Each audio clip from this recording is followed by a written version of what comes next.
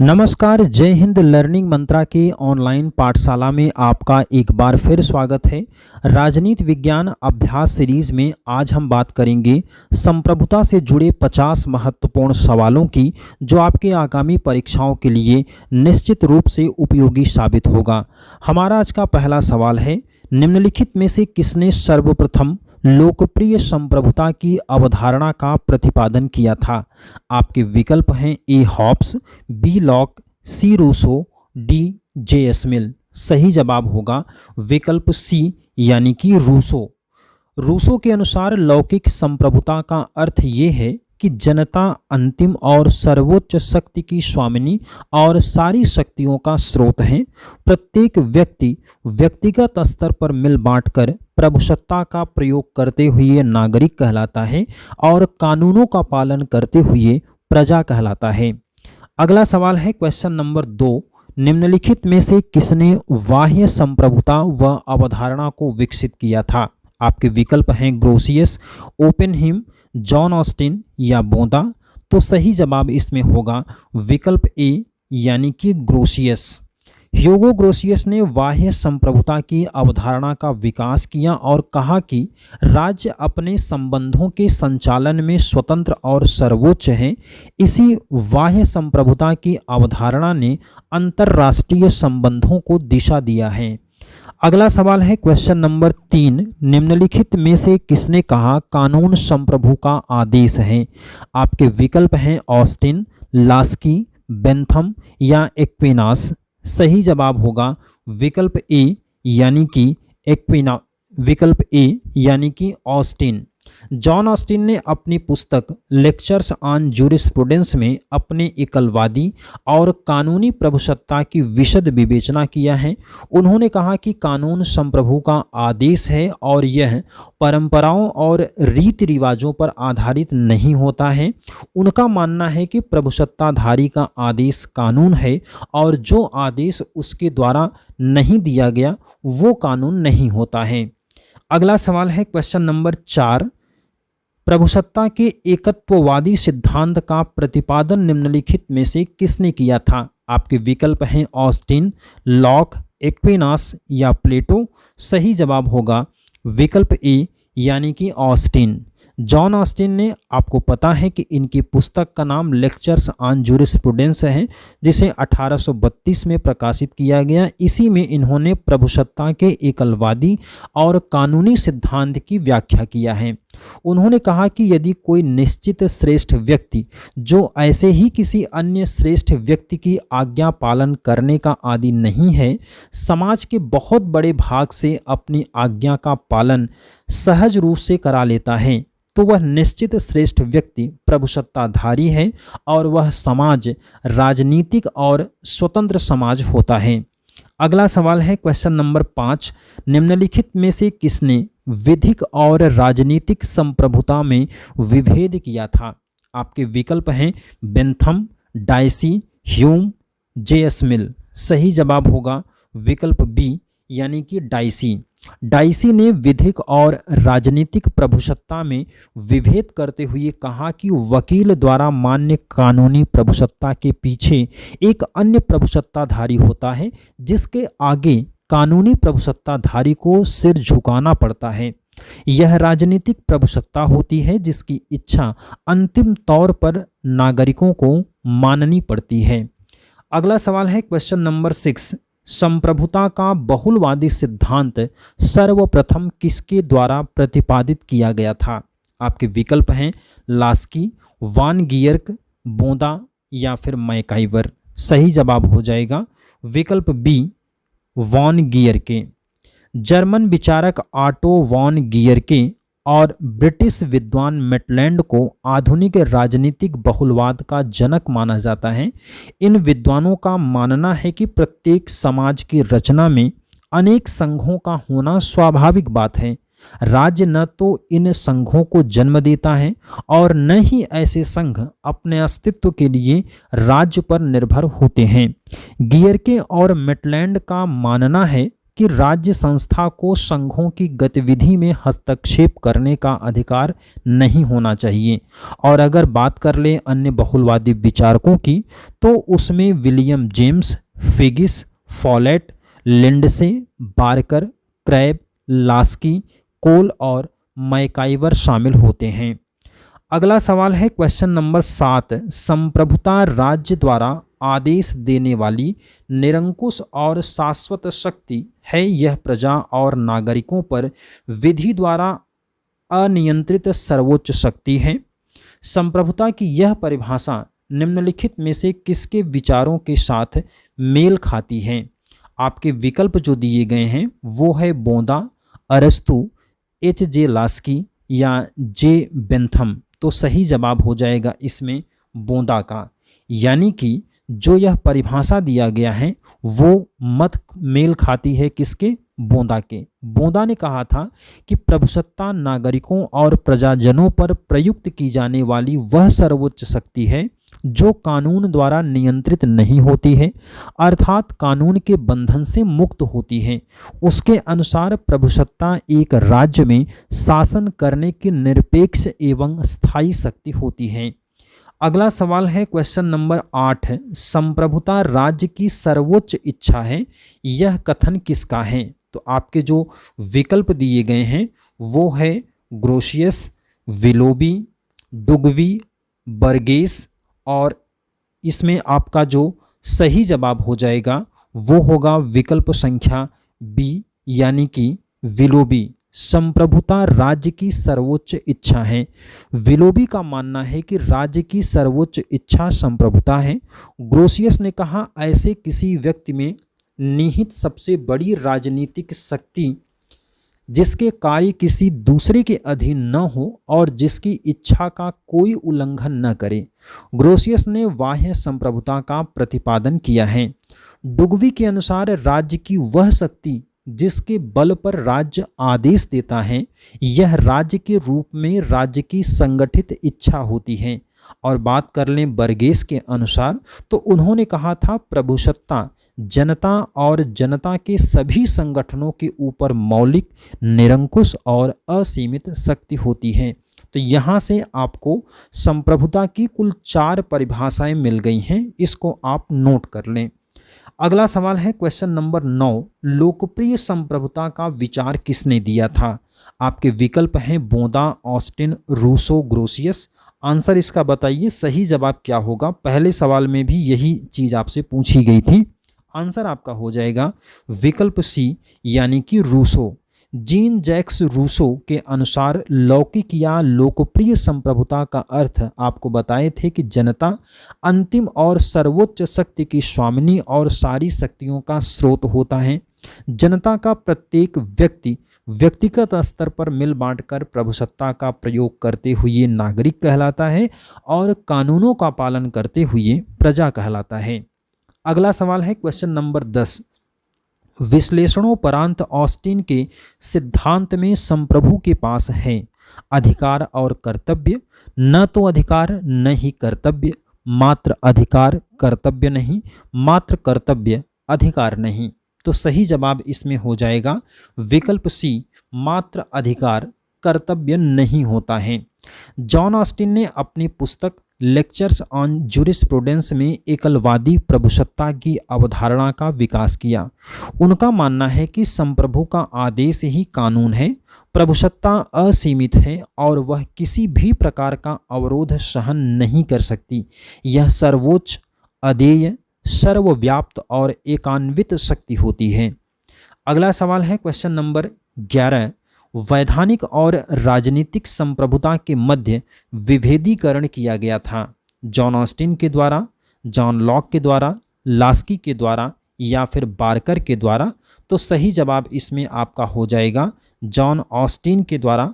विकल्प यहाँ पर आपका सी से, विकल्प आपका बी सही हो जाएगा। अगला सवाल है क्वेश्चन नंबर 12, बहुलवादी संप्रभुता की अवधारणा की एक मौलिक विशेषता क्या है? विभाज्यता, अनन्यता, अहस्तांतरणीयता या पूर्णता। तो यहाँ पर आपको पता है कि जो संप्रभुता के विचारक हैं उसमें 2 प्रकार के विचारक पाए जाते हैं। एक को कहा जाता है एकलवादी संप्रभुता के विचारक और दूसरे को कहा जाता है बहुलवाद। तो एकलवाद जो होते हैं उनका मानना है कि संप्रभुता केवल राज्य में होती है, जबकि बहुलवादी विचारकों का मानना है कि संप्रभुता राज्य के साथ अन्य संगठनों में भी पाई जाती है। तो यहाँ पर आपसे पूछा गया है बहुलवादी संप्रभुता की अवधारणा की मौलिक विशेषता क्या है।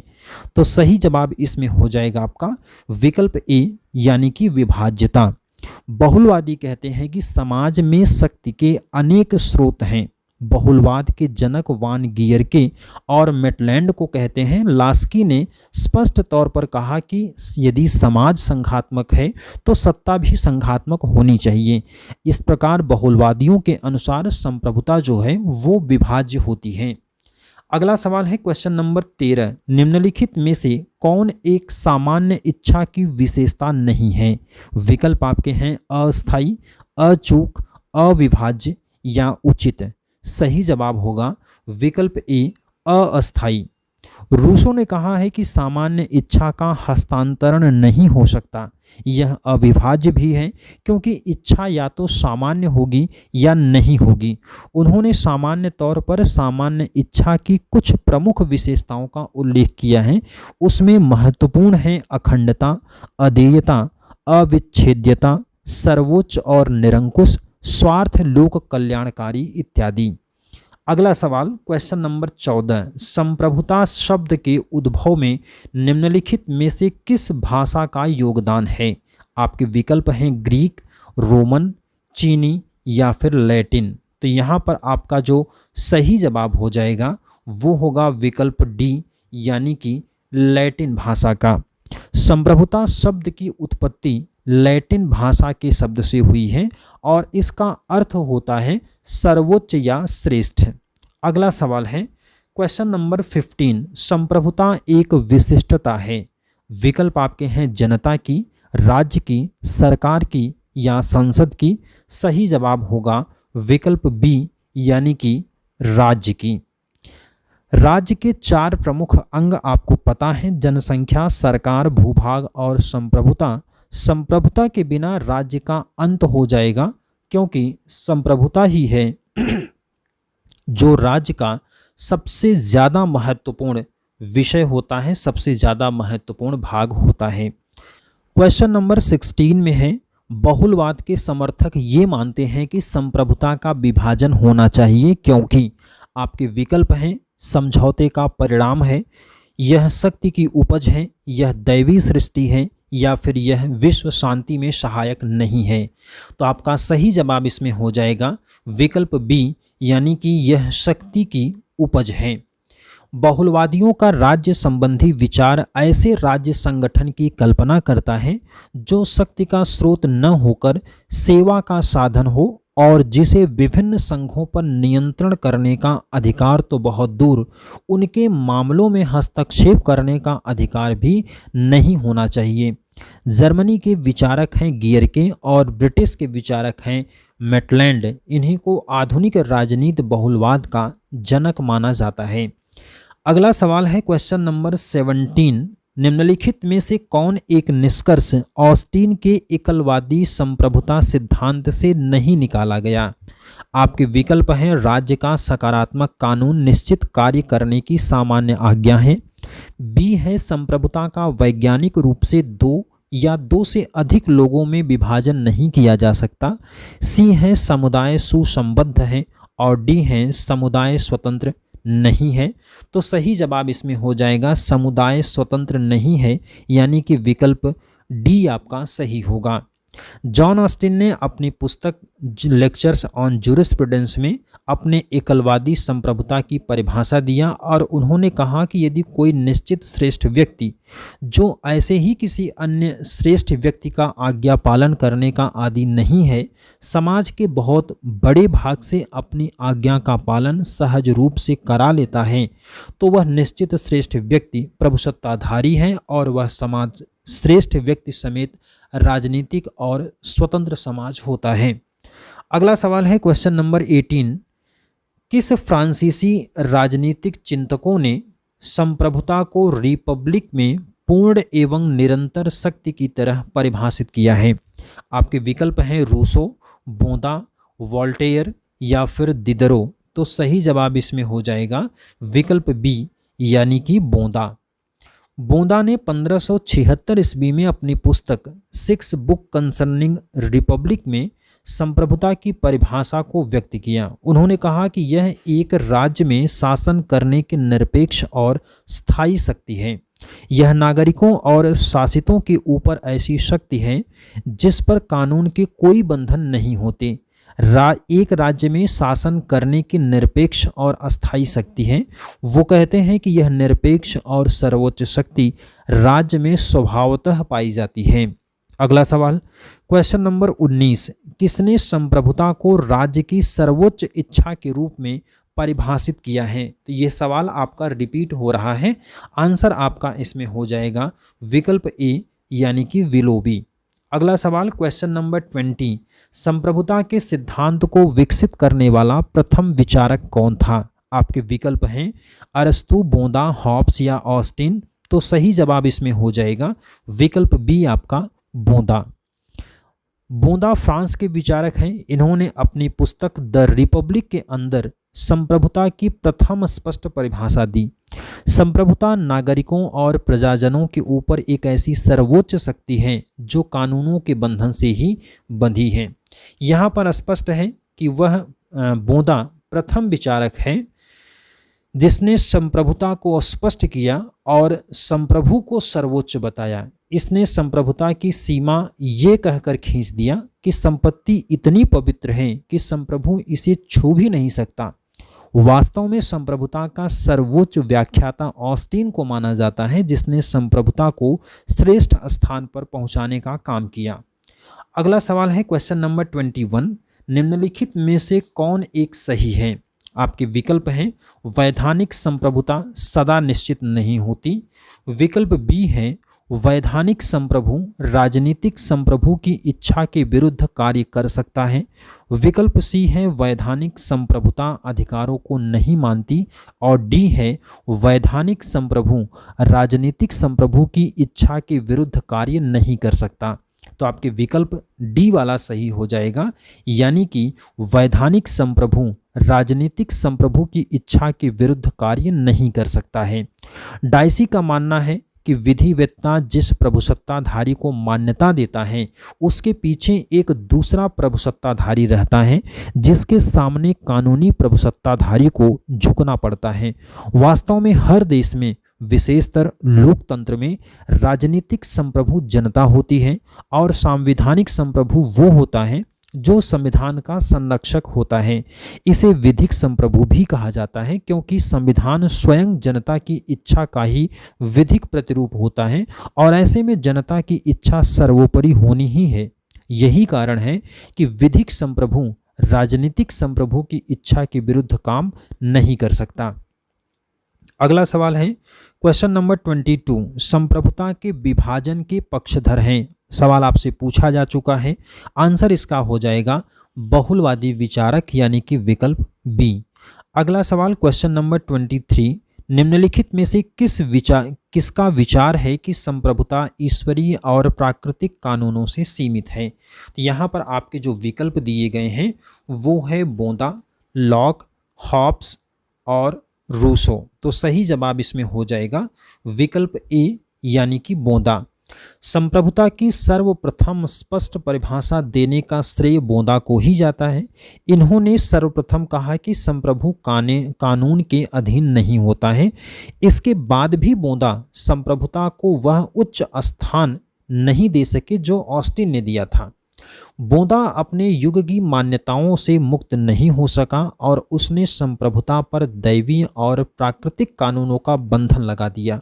बोंदा ने संपत्ति को दैवीय वरदान बताते हुए यहाँ तक कह दिया कि संपत्ति इतनी पवित्र है कि संप्रभु इसे छू भी नहीं सकता।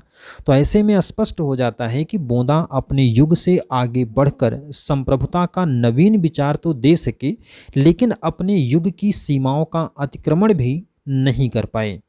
और इनकी जो पुस्तक का नाम है वो है six book concerning the Republic. अगला सवाल है क्वेश्चन नंबर 24, ऑस्टिन ने संप्रभुता के सिद्धांत का प्रतिपादन किया था? आपके विकल्प हैं यहाँ पर, ऑस्टिन की किताब का नाम पूछा गया है, शासन पर 2 निबंध में, विधि शास्त्र पर व्याख्यान, संस्थाओं के प्रारंभिक इतिहास में, या डी है आधुनिक राज्य में।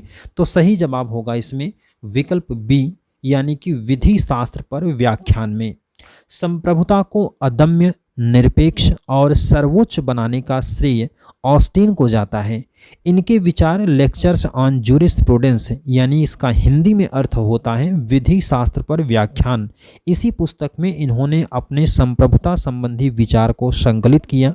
ऑस्टिन का मानना है कि संप्रभु वो है जिसकी आज्ञा आदतन सभी मानते हों, लेकिन वह स्वयं किसी भी आज्ञा को मानने के लिए बाध्य न हो। अगला सवाल है क्वेश्चन नंबर 25 में है, ऑस्टिन ने संप्रभुता के सिद्धांत का प्रतिपादन किया अपनी पुस्तक। तो वही सवाल है, आंसर आपका इसमें भी क्या हो जाएगा, विकल्प बी। अगला सवाल क्वेश्चन नंबर 26, निम्नलिखित में से कौन एक एकीकृत सत्ता की आवश्यकता का बचाव नहीं करता है?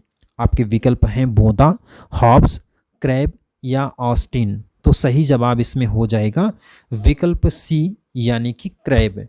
संप्रभुता के एकलवादी सिद्धांत का विरोध बहुलवादी विचारक करते हैं।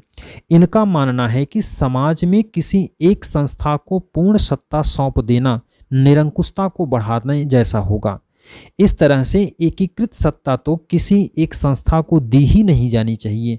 और इसी संदर्भ में बहुलवादी विचारक जैसे लिंडसे हैं, बार्कर हैं, क्रैब हैं, इन सब ने ऑस्टिन के एकीकृत सत्ता या संप्रभुता के सिद्धांत की आलोचना किया। और क्रैब का कहना है कि प्रभुसत्ता की धारणा को राजनीतिक सिद्धांत से निकाल देना चाहिए। इस प्रकार बार्कर जो है, उस बार्कर के शब्दों में अगर देखें आलोचना, तो उन्होंने कहा कि प्रभुसत्ता संपन्न राज्य की मांग जितनी निर्जीव और निरर्थक हो गई है, उतनी कोई और राजनीतिक संकल्पना नहीं हुई है। अगला सवाल है क्वेश्चन नंबर 27, निम्नलिखित में से कौन संप्रभुता के अद्वैतवादी सिद्धांत का प्रमुख वक्ता है? तो आपके जो विकल्प दिए गए हैं वो हैं लॉक, बेंथम, बोदा, ऑस्टिन। तो सही जवाब होगा विकल्प डी, यानी कि ऑस्टिन। संप्रभुता के अद्वैतवादी सिद्धांत के प्रमुख जनक जॉन ऑस्टिन को माना जाता है। ऑस्टिन ने माना कि संप्रभुता राज्य में किसी निश्चित व्यक्ति या संस्था में निवास करती है और इसका विभाजन नहीं किया जा सकता। संप्रभुता की परिभाषा देते हुए ऑस्टिन ने कहा, यदि कोई निश्चित मानवीय सत्ता अपनी जैसी किसी अन्य सत्ता की आज्ञा मानने में अभ्यस्त न हो, बल्कि प्रस्तुत समाज के सर्वसाधारण उसकी आज्ञा मानने में अभ्यस्त हों, तो इस निश्चित मानवीय सत्ता को उस समाज में प्रभुसत्ताधारी कहेंगे और उस समाज को राजनीतिक और स्वाधीन समाज कहा जाएगा। अगला सवाल है क्वेश्चन नंबर 28, संप्रभुता के अद्वैतवादी सिद्धांत का मुख्य दोष क्या है? विकल्प आपके सामने हैं। अधिकांश जनता से आज्ञा पालन की अपेक्षा करता है, लोकतंत्र का विरोधी होता है, संप्रभुता की वैधानिक प्रकृति की व्याख्या करता है, और डी है सभी शक्तियां एक निश्चित मानव श्रेष्ठ में निहित कर देता है। तो यहाँ पर अद्वैतवादी सिद्धांत का मुख्य दोष यही होता है कि सभी शक्तियां एक निश्चित मानव श्रेष्ठ में निहित कर देता है। विकल्प यहाँ पर आपका डी वाला सही होगा। संप्रभुता के अद्वैतवादी सिद्धांत के अंतर्गत संप्रभुता एक निश्चित मानव श्रेष्ठ में निवास करती है और इस सिद्धांत के महान प्रवर्तक जॉन ऑस्टिन को माना जाता है। समाज, उन्होंने कहा था कि समाज संप्रभु नहीं है जिसमें या तो संप्रभुता है ही नहीं या है तो विखंडित और विभाजित है। तो ऐसे में ऑस्टिन का वास किसी निश्चित संस्था या मानव श्रेष्ठ में करवाते हैं। यही इनके सिद्धांत का मुख्य दोष भी हो जाता है, क्योंकि संप्रभुता के अद्वैतवादी सिद्धांत में निरंकुशता के तत्व दिए हुए हैं, जिससे राज्य में लोकतंत्र को नुकसान हो सकता है। अगला सवाल है क्वेश्चन नंबर 29, किस देश के चिंतकों में संप्रभुता को सरकार के एक अंग के रूप में निहित करने की सामान्य प्रवृत्ति पाई जाती है? विकल्प आपके हैं इंग्लैंड, फ्रांस, जर्मनी, स्विट्जरलैंड। तो यहाँ पर आपको बता दें आंसर आपका हो जाएगा विकल्प बी, फ्रांस में। फ्रांसीसी विचारक बोंदा, रूसो, वॉल्टेयर इत्यादि संप्रभुता को सरकार के एक अंग में निहित मानते हैं। रूसो अपनी सामान्य इच्छा के अंतर्गत संप्रभुता को जन सामान्य का शुभ चाहने वाली इच्छा या सत्ता में निहित मानते हैं। अगला सवाल है क्वेश्चन नंबर 30। यह किसने कहा था कि यदि संप्रभुता निर्बाध नहीं है तो कोई राज्य अस्तित्व में नहीं रहेगा? विकल्प आपके हैं लॉक और लास्की, ऑस्टिन या इनमें से कोई नहीं। तो आंसर आपका हो जाएगा विकल्प सी यानी कि ऑस्टिन। ब्रिटेन के महान न्यायशास्त्री विद्वान जॉन ऑस्टिन ने अपनी पुस्तक लेक्चर्स ऑन जूरिस्प्रूडेंस में संप्रभुता पर अपने विचार दिए। उनका मानना है कि संप्रभुता निरपेक्ष, निर्बाध और अखंडित होनी चाहिए, अन्यथा राज्य भी निरपेक्ष, निर्बाध और अखंडित नहीं रहेगा। संप्रभुता के एकत्ववादी सिद्धांत के अंतर्गत ऑस्टिन राज्य के अस्तित्व को ही संप्रभुता से जोड़ देते हैं। कई अन्य विचारक हैं जैसे हॉब्स, रूसो, बोंदा, इन सभी ने संप्रभुता को निर्बाध माना है, लेकिन जिस ऊंचाई पर ऑस्टिन ने अपने विचार दिए उतना निरपेक्ष विचार और किसी ने नहीं दिया। अगला सवाल क्वेश्चन नंबर 31। यह मत किसका है कि संप्रभु बिना जनता की सहमति के कर नहीं लगा सकता? विकल्प आपके हैं बोंदा, ग्रोसियस, हॉब्स या रूसो।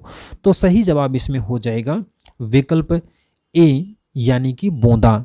बोंदा संप्रभुता के प्रथम मुख्य विचारक के रूप में विख्यात हैं। इन्होंने द रिपब्लिक में संप्रभुता और संप्रभु पर अपने विचार दिए।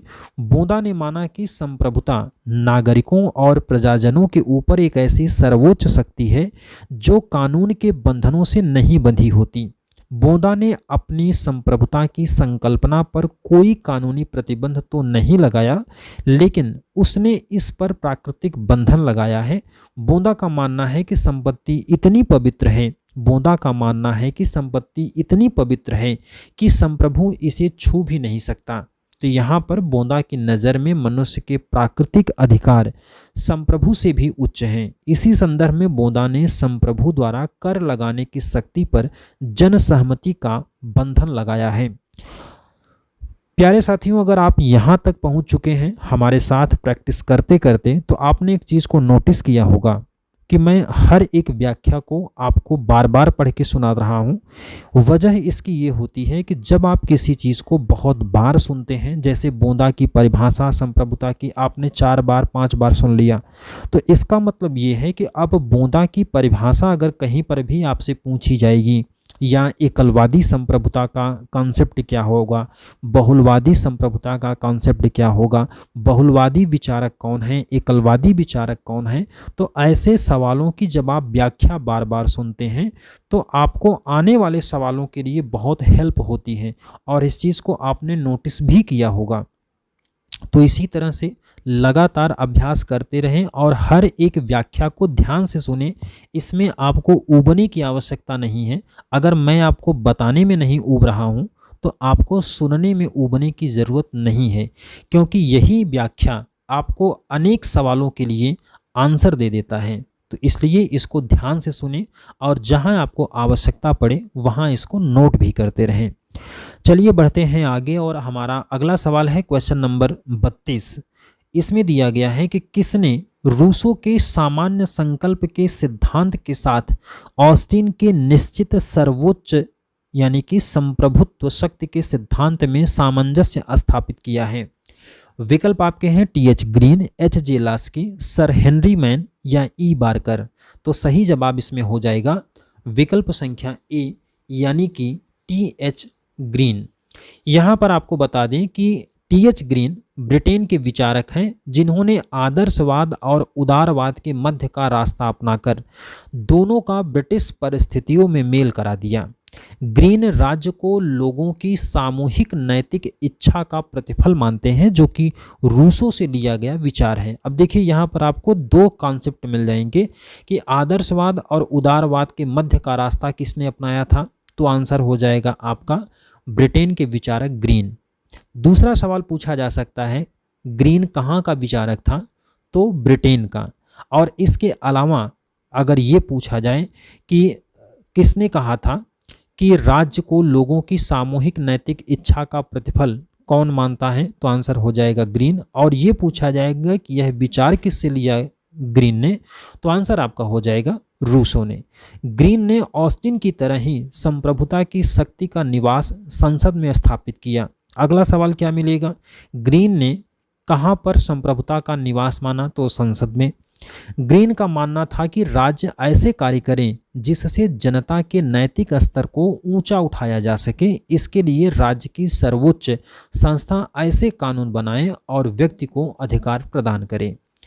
अगला सवाल है क्वेश्चन नंबर 33, निम्नलिखित में से कौन संप्रभुता के बहुलवादी सिद्धांत का प्रमुख प्रवक्ता है। यहाँ पर आपको जो विकल्प दिए गए हैं वो हो जाएगा आपका बेंथम, बोंदा, ऑस्टिन और लास्की। तो सही जवाब आपका होगा विकल्प संख्या डी यानी कि लास्की। लास्की प्रसिद्ध अमेरिकी लोकतांत्रिक, समाजवादी और बहुलवादी विचारक हैं। इनकी प्रसिद्ध पुस्तक का नाम ग्रामर ऑफ पॉलिटिक्स है। लास्की का मानना है कि राज्य को अधिक शक्ति प्रदान कर देने से जनता के अधिकारों पर ज़्यादा प्रतिबंध लग जाते हैं। लास्की ने माना कि राज्य व्यक्ति के लिए अन्य आवश्यक संस्थाओं की तरह ही है। क्यों है? क्योंकि ये क्या है, एक बहुलवादी विचारक है और बहुलवादी विचारधारा का मानना है कि संप्रभुता का निवास सिर्फ राज्य में नहीं बल्कि राज्य जैसी अन्य संस्थाओं में भी होता है। अगला सवाल है क्वेश्चन नंबर 34, ऑस्टिन ने संप्रभुता का सिद्धांत अपनी पुस्तक में दिया है। यहाँ पर ऑस्टिन की पुस्तक का नाम आपको बताना है। विकल्प आपको जो दिए गए हैं लेक्चर्स ऑन जूरिस्प्रूडेंस में, इसके बाद टू ट्रीटाइज ऑन गवर्नमेंट में, द रिपब्लिक में, ग्रामर ऑफ पॉलिटिक्स में। तो यहाँ पर आपका सही जवाब हो जाएगा विकल्प ए यानी कि लेक्चर्स ऑन जूरिस्प्रूडेंस में। लेक्चर्स ऑन जूरिस्प्रूडेंस जो है वो है जॉन ऑस्टिन की पुस्तक। अब आप इसको नोट करते चलिए, लेक्चर्स ऑन जूरिस्प्रूडेंस जो है वो ऑस्टिन की पुस्तक का नाम है। टू ट्रीटाइज ऑन गवर्नमेंट ये जॉन लॉक की पुस्तक का नाम है। और इसके अलावा ग्रामर ऑफ पॉलिटिक्स जो है वो लास्की की पुस्तक का नाम है और दी रिपब्लिक जो है वो प्लेटो की पुस्तक का नाम है। अगला सवाल क्वेश्चन नंबर 35, निम्नलिखित में से किसने प्रभुसत्ता का सबसे सुव्यवस्थित सिद्धांत दिया है। ग्रोसियस, बोंदा, ऑस्टिन या फिर लॉक। तो सही जवाब इसमें हो जाएगा विकल्प सी यानी कि ऑस्टिन। संप्रभुता को दैवीय कानून, पारंपरिक कानून, प्राकृतिक कानून और अन्य ऐसे ही अनेक बंधनों से मुक्त करके ऑस्टिन ने प्रभुसत्ता की परिभाषा देते हुए कहा कि प्रभुसत्ताधारी वह व्यक्ति या व्यक्तियों का समूह है जिसकी आज्ञाओं को अधिकांश समाज स्वभाव से मानता है, लेकिन वह स्वयं इस ढंग से किसी की आज्ञा नहीं मानता। अगला सवाल है क्वेश्चन नंबर 36, जीन बोंदा ने अपनी संप्रभुता की संकल्पना उधार लिया था। कहाँ से? मैकियावली से, फ्रांस के धार्मिक युद्धों से, हॉब्स से या फिर ऑस्टिन से। तो सही जवाब यहाँ पर आपका हो जाएगा विकल्प संख्या बी यानी कि फ्रांस के धार्मिक युद्धों से। यहाँ पर आपको बता दें कि बोंदा ने एक ऐसे राजनीतिक सिद्धांत का प्रणयन किया जिसका 3 शताब्दी में फ्रांस की दयनीय अवस्था में उद्भव हुआ। धार्मिक युद्ध पीछे चलकर 2 सामंतवादी गुटों के युद्ध में परिवर्तित हो गया। इन युद्धों के कारण फ्रांसीसी समाज जर्जर होता जा रहा था। ऐसे समय में बोंदा ने संप्रभुतावाद का नारा दिया और ऐसी आशा व्यक्त की कि संप्रभुता का उपभोग सामाजिक शक्तियों के कल्याण में किया जाएगा। इस प्रकार बोंदा ने संप्रभुता की संकल्पना फ्रांस के धार्मिक युद्धों से उधार लिया था। अगला सवाल है क्वेश्चन नंबर 37, संप्रभुता मूलतः संकट का सिद्धांत था। यह मत किसने प्रतिपादित किया था? विकल्प आपके हैं George Catlin, H.J. Laski, Walter Lippmann, H. Krabbe. तो सही जवाब हो जाएगा विकल्प बी यानी कि H.J. लास्की। इन्होंने अपनी पुस्तक अ ग्रामर ऑफ पॉलिटिक्स और अन्य कृतियों में एकलवादी प्रभुसत्ता की कठोर निंदा की और यह दर्शाने का प्रयास किया कि एकलवादी प्रभुसत्ता का सिद्धांत 20वीं शताब्दी की परिस्थितियों और वातावरण को देखते हुए एक विनाशकारी सिद्धांत है। ऐतिहासिक दृष्टि से लास्की ने एकलवादी प्रभुसत्ता को जिस हद तक ऐतिहासिक व्यवस्थाओं का परिणाम माना है, उतना तर्क या न्याय दृष्टि का परिणाम नहीं माना। अगला सवाल, क्वेश्चन नंबर 38, निम्नलिखित में से किसने बाह्य संप्रभुता की धारणा को विकसित किया है? और यहाँ पर आपके विकल्प जो दिए गए हैं वो हैं ओपेनहाइम, ह्यूगो ग्रोसियस, जॉन ऑस्टिन या फिर हैंस मार्गेंथो। तो सही जवाब इसमें हो जाएगा विकल्प बी आपका, ह्यूगो ग्रोसियस ने। ग्रोसियस ने बाह्य संप्रभुता की अवधारणा को विकसित किया। ग्रोसियस के अनुसार प्रभुसत्ता उस व्यक्ति में समाहित सर्वोच्च राजनीतिक शक्ति है जिसके कृत्य किसी अन्य के अधीन नहीं और जिसकी इच्छा का अतिक्रमण नहीं किया जा सकता। अगला सवाल है क्वेश्चन नंबर 39, निम्नलिखित में से यह मत किसका है कि संप्रभुता एक अखंड वस्तु है, उसे विभाजित करना उसे विनष्ट कर देने के बराबर होगा? विकल्प आपके हैं गार्नर, गैटिल, कैल्हन और मेटलैंड। तो सही जवाब कैल्हन हो जाएगा, विकल्प आपका सी। इनका मानना है कि प्रभुसत्ता एक समग्र वस्तु है और इसे विभाजित करना इसे नष्ट करने के बराबर है। राज्य में यह सर्वोच्च शक्ति है और शायद हम अर्धवृत्त या अर्ध त्रिकोण की तरह अर्ध प्रभुसत्ता की बात नहीं कर सकते। अगला सवाल है क्वेश्चन नंबर 40, निम्नलिखित में से कौन संप्रभुता के बहुलवादी सिद्धांत का समर्थक नहीं है? विकल्प हैं GDH कोल, FW मेटलैंड, बोंदा या लिंडसे। तो सही जवाब होगा विकल्प सी यानी कि बोंदा। बोंदा संप्रभुता के एकलवादी सिद्धांत का समर्थक है, न कि बहुलवाद का। बहुलवादी सिद्धांत के समर्थकों में फ्रांस के लियो ह्यूगी, हॉलैंड के ह्यूगो क्रेब, इंग्लैंड के हेरल्ड जे लास्की, अर्नेस्ट बार्कर, लिंडसे और अमेरिका के रॉबर्ट एम मैकाइवर आते हैं। अगला सवाल है क्वेश्चन नंबर 41, यह किसका दृष्टिकोण है? संप्रभुता एक अखंड वस्तु है, उसे विभाजित करना उसे विनष्ट कर देने के बराबर होगा। विकल्प हैं गार्नर, गैटल, कैल्हन या फिर मेटलैंड। सही जवाब हो जाएगा विकल्प सी यानी कि कैल्हन। अगला सवाल क्वेश्चन नंबर 42, संप्रभु और संप्रभुता पद का प्रथम बार प्रयोग किसने किया था? आंग्ल राजनीतिक चिंतकों ने, ग्रीक न्यायविदों ने, इटली के दार्शनिकों ने या फिर फ्रांस के न्यायविदों ने? तो सही जवाब होगा विकल्प डी, फ्रांस के न्यायविदों ने।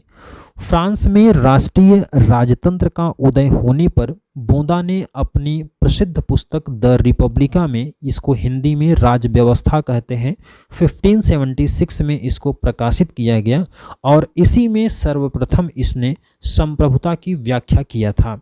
अगला सवाल क्वेश्चन नंबर 43, निम्नलिखित में से एक संप्रभुता के बहुलवादी सिद्धांत का समर्थक नहीं है? आपके विकल्प हैं मेटलैंड, कोल, बोंदा या लिंडसे। तो सही जवाब होगा आपका विकल्प संख्या सी यानी कि बोंदा। संप्रभुता की एकलवादी विचारधारा मोनिज्म का सर्वप्रथम व्याख्याकार 16वीं शताब्दी में फ्रांस का जीन बोंदा हुआ, जबकि मेटलैंड, GDH कोल और लिंडसे ये बहुलवादी विचारक हैं। अगला सवाल है क्वेश्चन नंबर 44, बाह्य संप्रभुता की अवधारणा का विकास किसने किया है? विकल्प आपके हैं ग्रोसियस, ऑस्टिन, हॉब्स और बेंथम। तो सही जवाब हो जाएगा आपका विकल्प ए यानी कि ग्रोसियस। और आपको ये सवाल कई बार भी पूछा जा चुका है। तो ग्रोसियस क्या है? बाह्य संप्रभुता की अवधारणा का विकास किया है। अगला सवाल, राजनीतिक संप्रभुता की अवधारणा सर्वप्रथम किसने प्रस्तुत किया? आपके विकल्प हैं ऑस्टिन, डिग्वी, डायसी या ओपेनहाइम। तो यहाँ पर आपका जो सही जवाब हो जाएगा वो हो जाएगा विकल्प संख्या बी यानी कि डायसी। आपको यहाँ पर बता दें कि राजनीतिक संप्रभुता की अवधारणा सबसे पहले डाइसी ने दिया और इन्होंने कहा कि कानूनी संप्रभुता के पीछे एक अन्य प्रभुसत्ताधारी होता है जिसके आगे कानूनी प्रभुसत्ता को भी सर झुकाना पड़ता है, उसे राजनीतिक प्रभुसत्ता कहा जाता है। ये बात कई बार बताया जा चुका है। ऑस्टिन ने कानूनी प्रभुसत्ता की धारणा का प्रतिपादन किया और डिग्वी ने बहुलवाद का वैधानिक दृष्टि से अध्ययन किया है। अगला सवाल है क्वेश्चन नंबर 46। निम्नलिखित में से किसने यह विचार व्यक्त किया है कि यदि संप्रभुता की संपूर्ण धारणा का परित्याग कर दिया जाए तो यह राजनीति विज्ञान के लिए स्थायी रूप से लाभदायक होगा? विकल्प आपके हैं बार्कर, लास्की, हेसियो और लिंडसे। तो ये आपका सही जवाब हो जाएगा विकल्प बी यानी कि लास्की।